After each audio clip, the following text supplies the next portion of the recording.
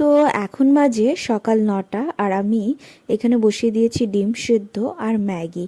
সত্যি কথা বলতে প্রত্যেকদিন একই খাবার ভালো লাগে না। সকালবেলা উঠেই আমি বাদাম ভেজানো থাকে সেটা খাই, মানে প্রথমে মেডিসিন নিই তারপরে।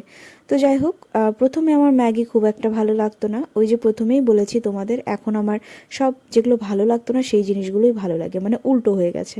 তো প্রতিদিন খাই না, তবে হ্যাঁ ৬-৭ দিনে একদিন খাই এই মানে ম্যাগিটা। তো যাই হোক, এখানে তো খাচ্ছি আর ওদিকে ডিম সিদ্ধটা হচ্ছে। আর এই পুরো প্রেগনেন্সি জার্নিতে আমার একেবারে যদি অরুচি কিছু বলিস তো সেটা হচ্ছে ডিম।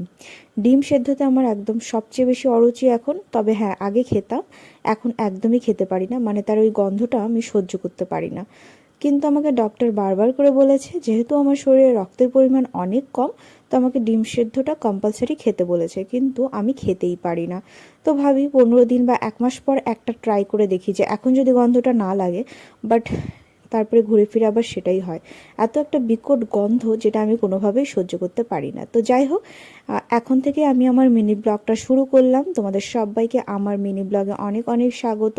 তো ডিমটা সেদ্ধ করে নিয়েছি, এখানে বসেছি। আজকে অনেক চেষ্টা করছি এটাকে খাওয়ার, দেখা যাক খেয়ে দিয়ে কেমন একটা ফিডব্যাক হয়। যদি ভালো লাগে তাহলে রোজই খাবো ভেবেছি, কিন্তু না খেতে পারলে তো আর কিছু করার নেই।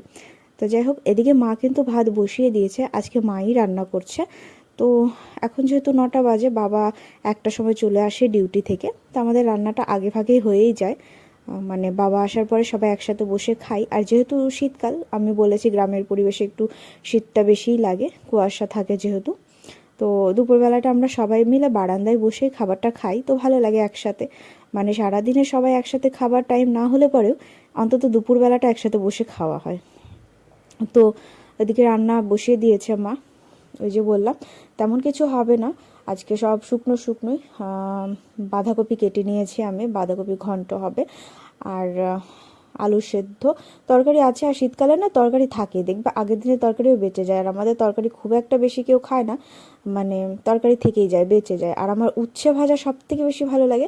উচ্ছে ভাজা হলে আমার আর কিছু লাগে না। তো দেখো, এখানে স্নান ধান করে আমরা বসে গেছি, বাবা চলে এসেছে।